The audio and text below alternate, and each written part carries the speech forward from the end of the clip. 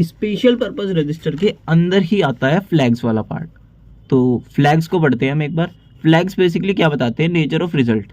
Nature of result को बताएंगे हमारे फ्लैग्स, ठीक, नेचर ऑफ रिजल्ट। अब जो पहला फ्लैग है वो होता है हमारा कैरी फ्लैग, ठीक। कैरी फ्लैग का काम क्या है ये बताएगा। कैरी अगर हम कोई भी ऑपरेशन कर रहे हैं, सपोज कर एडिशन कर रहे हैं या सब्ट्रैक्शन कर रहे हैं, कुछ भी कर रहे हैं, अगर उसके इसमें हमारा कैरी जनरेट हो रहा है तो कैरी फ्लैग की वैल्यू 1 हो जाएगी। अगर कैरी जनरेट नहीं हो रहा है तो कैरी फ्लैग की वैल्यू 0 हो जाएगी। और ये कैरी कब जनरेट होगा इसका एग्जाम्पल मैं अभी थोड़ी देर में दूंगा, तब बताऊंगा। फिर जो नेक्स्ट है हमारा ये है पैरिटी फ्लैग। पैरिटी फ्लैग का काम क्या है ये बताएगा। अगर सपोज कर ये नंबर लिख रहा है 101101, ये कोई नंबर लिख रहा है 3 6 7 और ये सपोज कर ये 8 बिट का एक नंबर है, ठीक। इसमें पैरिटी कितनी है ये नंबर ऑफ वंस पे डिपेंड करेगी। अब 1 2 3 4 वंस है तो मतलब इसकी इवन पैरिटी है।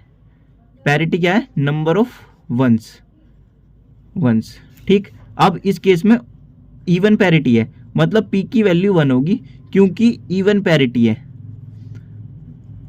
अगर ओड पैरिटी होती मतलब नंबर ऑफ वंस ओड होते तो पी की वैल्यू 0 होती ओड पैरिटी के केस में, ठीक। ये पैरिटी फ्लैग हो गया, ओड पैरिटी, ठीक। और फिर है इसके बाद auxiliary carry. Auxiliary carry, auxiliary carry का क्या सीन है कि सपोज कर इसका हाफ कैरी बोलते हैं जनरली से, हाफ कैरी।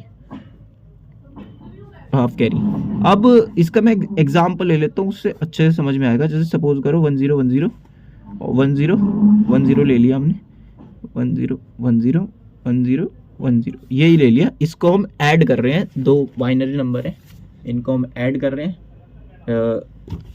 तो हमने 0 को ऐड करा 0 बची, 1 को ऐड करा 1 बचा, 1 कैरी चला गया, ये कैरी हो गया तो 1। फिर 1 को ऐड करा 1 बचा, 1 कैरी चला गया इस साइड और फिर हो गया 1। और 1 को ऐड करा 1 बचा, 1 कैरी चला गया, 1 को ऐड करा 1 बचा और 1 इधर कैरी आ गया।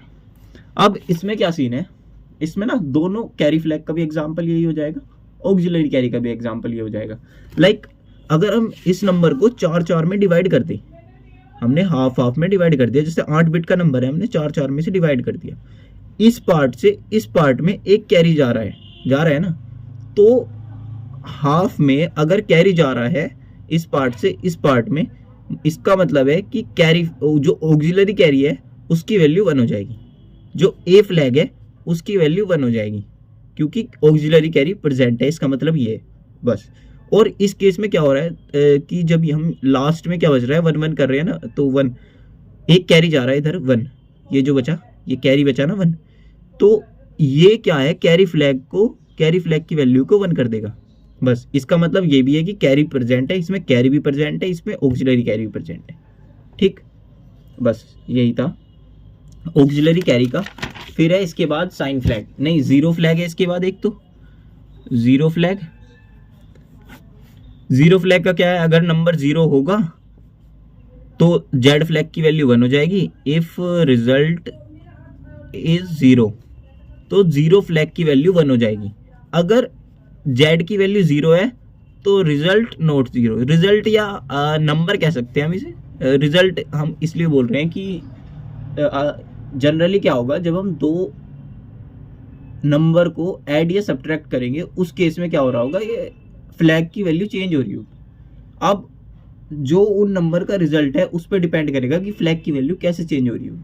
तो अगर उन दो नंबरों का जो एडिशन या सब्ट्रैक्शन है वो 0 आ गया तो z की वैल्यू 1 हो जाएगी, और अगर 0 नहीं आया तो z की वैल्यू 0 ही रहेगी, ठीक। फिर है इसके बाद साइन फ्लैग।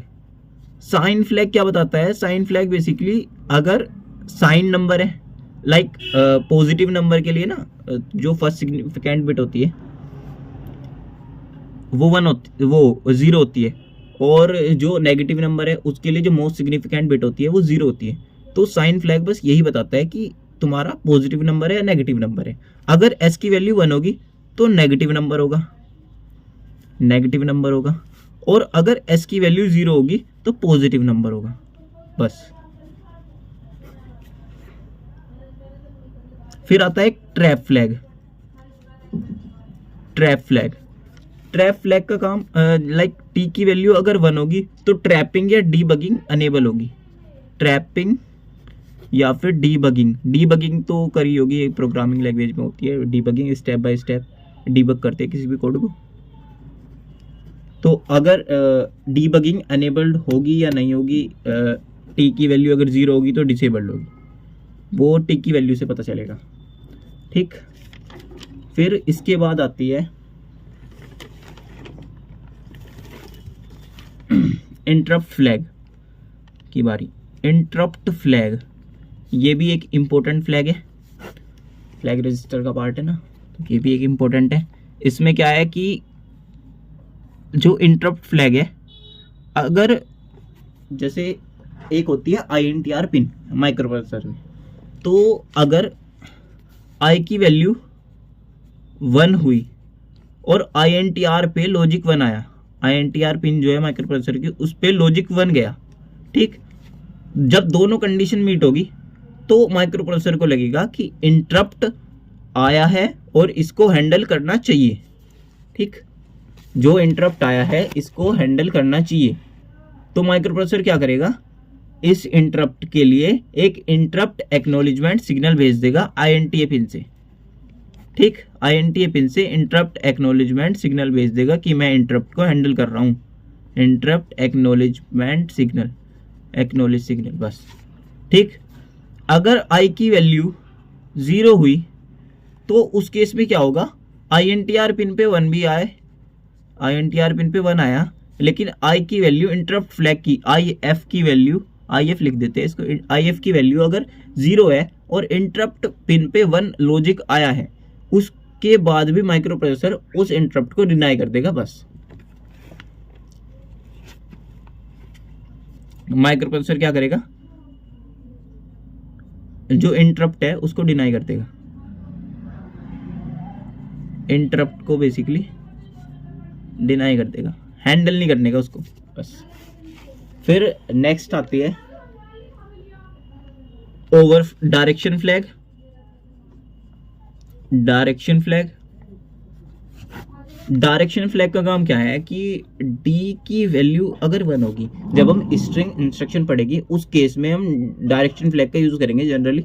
तो ये बेसिकली या तो इंक्रीमेंट करता है, ये बताएगा डायरेक्शन फ्लैग हमारा कि जो SP और BP की वैल्यू है या SIDI की वैल्यू है वो इंक्रीमेंट करेगी या डिक्रीमेंट करेगी। जनरली SIDI की वैल्यू बताता है, SIDI की वैल्यू इंक्रीमेंट करेगी या डिक्रीमेंट करेगी। SIDI का पता है सोर्स इंडेक्स और डेस्टिनेशन इंडेक्स, उनकी वैल्यू इंक्रीमेंट या डिक्रीमेंट वो डी पे डिपेंड करेगा। अगर डी की वैल्यू 1 है तो ऑटोमेटिकली डिक्रीमेंट करेगी। जनरली फ्लैग का सब में उल्टा है कि जैसे ये था ना, साइन फ्लैग अगर 1 है तो नेगेटिव नंबर होगा, जेड फ्लैग अगर 1 है तो 0 नहीं होगा, मतलब 0 होगा रिजल्ट। तो उल्टा है, जनरली उल्टा ही चल रहा है। ऐसी डी की वैल्यू अगर 1 होगी तो डिक्रीमेंट करेगा, डी की वैल्यू अगर 0 होगी तो इंक्रीमेंट करेगा, ऑटोमेटिकली इंक्रीमेंट। इनके बारे में आगे डीप में पढ़ लेंगे थोड़ा सा, जब बाद में इनका यूज आएगा उस टाइम पे फिर से एक बार बता दूंगा। अभी डायरेक्शन फ्लैग का पता चल गया, अगर डी की वैल्यू 1 है तो ऑटोमेटिकली डिक्रीमेंट करेगा, डी की वैल्यू 0 है तो ऑटोमेटिकली इंक्रीमेंट करेगा। फिर है एक ओवरफ्लो फ्लैग। ओवरफ्लो फ्लैग, इसका काम क्या है, ओवरफ्लो फ्लैग ओकर करेगा जब भी कोई साइन नंबर को ऐड या सब्ट्रैक्ट करेगी। Occur when sign number is added और सब्ट्रैक्टेड, इज एडेड और सब्ट्रैक्टेड, एडेड और सब्ट्रैक्टेड। ठीक, लाइक अगर हमने काफी बड़े बड़े नंबर को ऐड करा तो ऐसा हो सकता है कि सपोज कर 16 बिट के 2 नंबर को ऐड करा तो ऐसा हो सकता है कि वो नंबर ना 16 बिट से बड़ा आ जाए। तो उस केस में क्या होगा कि ओवरफ्लो फ्लैग की वैल्यू 1 हो जाएगी, ओ की वैल्यू 1 हो जाएगी।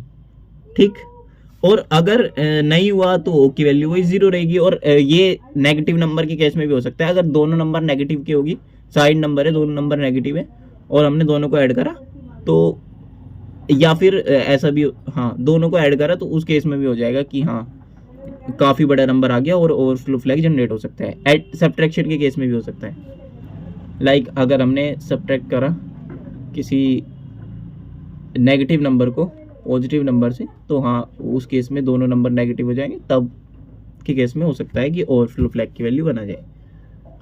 ठीक, तो ये फ्लैग का तो खत्म हो गया यहाँ पे फ्लैग रजिस्टर के बारे में। अब जो आगे का होगा वो बाद में बताएंगे।